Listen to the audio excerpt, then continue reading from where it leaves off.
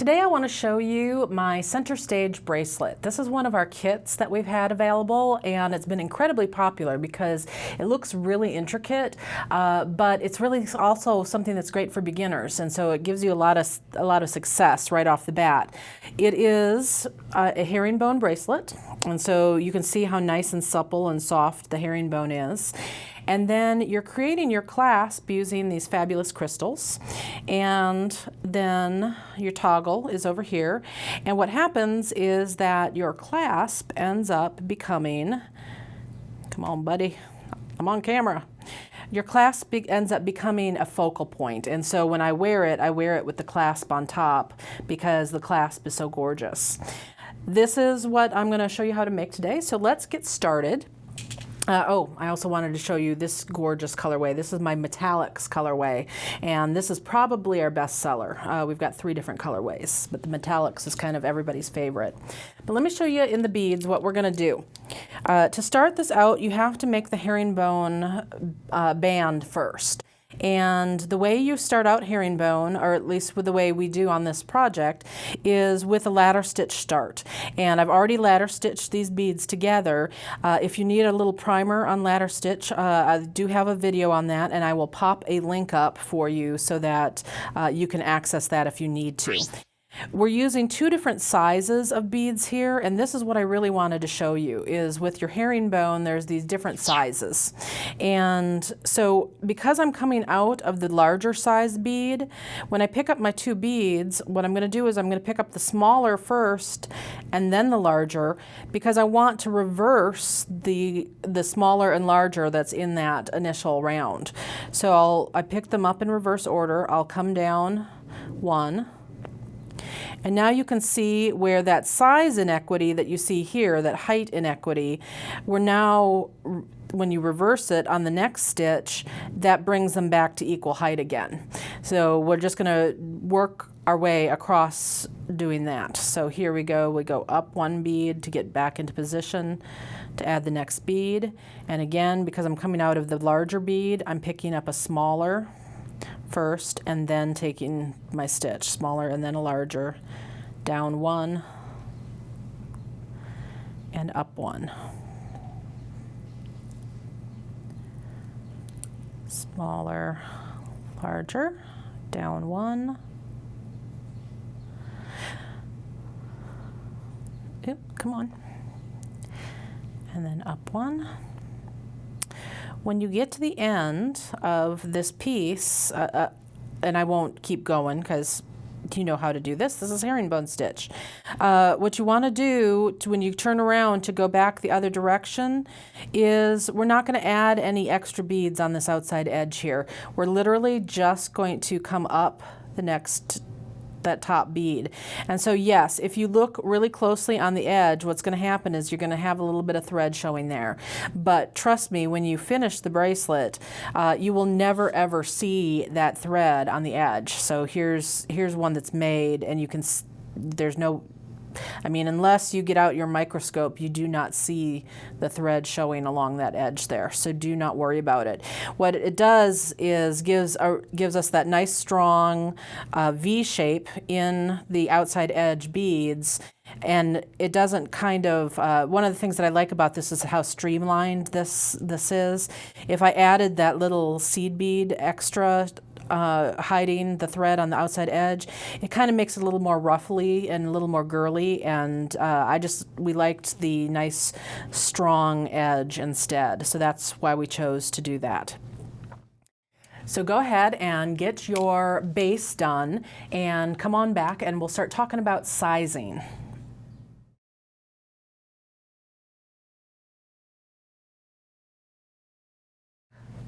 Okay, so now you've got quite a bit of a herringbone strip going on, and you need to know how long to make it. And the answer is that you're actually going to make this herringbone strip big enough so that it touches around your wrist. And the ease, and by ease I mean how tight or loose it fits around your wrist. Most people like to have a little bit of an ease so that it doesn't feel real constricting. The ease is going to come from your clasp area. So if you make the strip so that it touches around your wrist and finish it off that way, the clasp is going to be your ease. Okay, so let's talk about how you're going to make this big, beautiful clasp ring right here. Let's take a closer look at what we've got going on. This is actually done with peyote stitch. So this is going to be, we're going to do a little peyote around. We change up the sizes of beads. We add little spikes that come out from it, and then we attach the little spikes. So that's kind of the overview of what we're going to do here. I'm not going to make it, my sample, quite that big. We're actually going to make it a little smaller.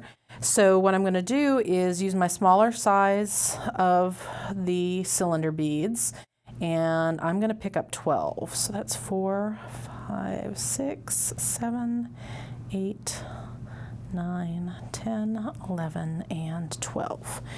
I'm going to turn these into a circle by passing through all of them again from the tail end back up. You want to make sure that you leave enough tail so that you can weave it in later, so don't get it really, really short. I see people do that in classes all the time. They accidentally leave, you know, like a 2-inch tail, and that's really not enough for you to effectively get woven in. Okay, then I'm going to keep moving one bead past the tail so that I have the tail coming out one side of a bead and the working thread is coming out of the other. We're going to peyote stitch around this using the same size delica. So if you need a little primer on that, you're picking up a bead, skipping a bead for it to sit on top of, and then passing through the next bead. And we will peyote all the way around. Because we're only attaching a bead every other bead, you're going to end up with half the number added that you put in that initial ring. So in my case, since I'm making this little bitty baby ring, it's going to be, I'm adding 6 beads since I started with 12.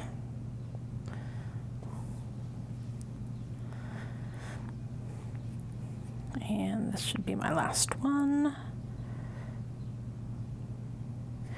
On your last one, what you'll want to do is a step up to the outside row. So that is going to be to this bead right here.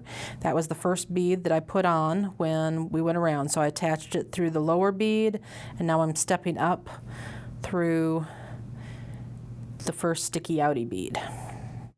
Now notice that we have much bigger space between our sticky outies now that I've gone around here. So to accommodate that extra space on my next round of peyote stitch here, I'm going to use the larger size delica. So this time it's going to be real obvious that we're just going through the sticky outy bead as we go around and add these.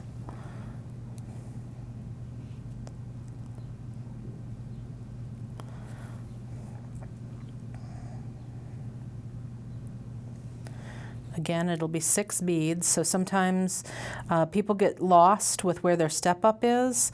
One of the things that you can do, if you know that you're going to add 6 beads or however many beads it is around, go ahead and just pull that many beads out from your pile, and that way you know when you finish, and like this one is my last one, my 6th bead, that I know that this will be my step up. So here's where when I go to attach it, it's going to sit right on top of this bead. I'm going to pass through this guy, but then also do my step up and pass through the first sticky outy. So you're going through 2 on your step up. All right, so then now we're done with the peyote stitch for your circle. Now we're going to add the extra embellishment. So what we're going to do is pick up the smaller delica, a crystal, and then 3 seed beads. You're going to bring that all down to this intersection. We're going to pass back through the crystal and the delica. And then you're going to pass through the next sticky outy delica. And what's going to happen is, tighten it all down, it creates this little centered sticky outy between the 2 delicas here. My sizing or my spacing is just a little bit off because I'm making such a tiny little sample here, but it does work out much better when you make the full-size sample. So let me do that again. Picking up a delica, a crystal, 3 seed beads. It makes a little picot for it to sit on top. You're going to pass back through the crystal and the delica, and then through the next sticky outy delica. All right. Once you've done that all the way around, the way we'll finish off this crystal circle is after you have come back on the other side, you will work your way to the tip 15. That's why we added 3 here, so there would be 1 tip right up there. And then coming out of that tip 15, you're going to pick up a delica. I'm sorry, a crystal, and pass through the next 15. And you'll attach them all around like so. And that, when you have gone completely around, is how you make the crystal circle. Now the next question that I get all the time is, we tell you with the crystal circle to just sew it to the end of your piece, and that confuses people because they're expecting more exacting directions. But let me kind of show you what we're talking about when we just say sew it. We can't give you exact this bead to this bead because there's a lot of judgment call in the placement of this. So I'm just going to pretend that that big crystal mess right there is not there. I want to kind of get over to the other side here so that I can show you what I'm talking about. What you're going to want to do is you can use either a thread that's attached to the crystal ring or a thread that's attached to the end of your herringbone strip. It does not matter which one you start out on. The way you're going to want to attach this is so that the ring is right on the edge of the herringbone. So basically where the hole, the interior hole of the ring starts, I want that to be right along that edge.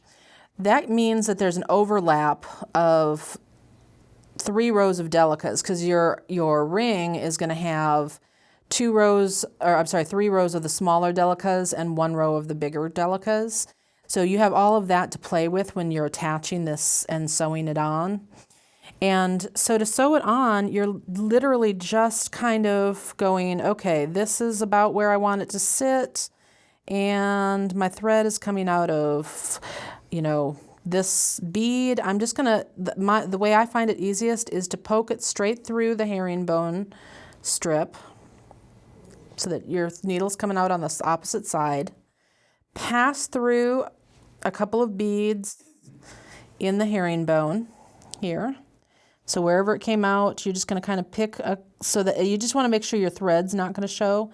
So you pass through a couple of beads in the herringbone strip, and then you're going to do the same thing you did, and that's poke straight through the circle. I know I've got a lot of threads going on here. And then pass through a couple of beads in the circle. So you're literally just passing through a couple here, poking to the back, passing through a couple here, poking to the front, and going back and forth until you have, a good connection, a good solid connection. And let me show you on this sample. We've got it stitched basically from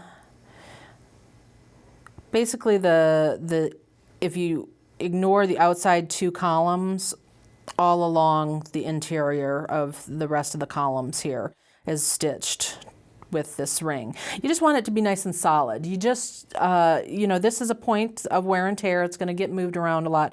So you just need to make it solid. And that's just how easy attaching that crystal ring is. The trick is simply that I can't tell you exactly what beads to go through. You're kind of feeling it along. You're tacking it down. Once you get that done, come on back and I will talk about how you're going to finish off your toggle clasp, your toggle bar.